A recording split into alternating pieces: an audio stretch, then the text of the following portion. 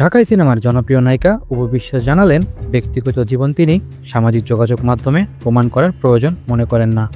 এক সাক্ষাৎকারে স্পষ্ট করে তিনি বলেন, আমি বিবাহিত, সেটা ফেসবুকে দেখানোর মতো কিছু নেই। 2008 সালে সাকিব খানকে বিয়ে করেন অপু বিশ্বাস। 2017 সালে ছেলে আব্রাহাম খান জয়ের জন্মের পরই সেটি প্রকাশ্যে আসে।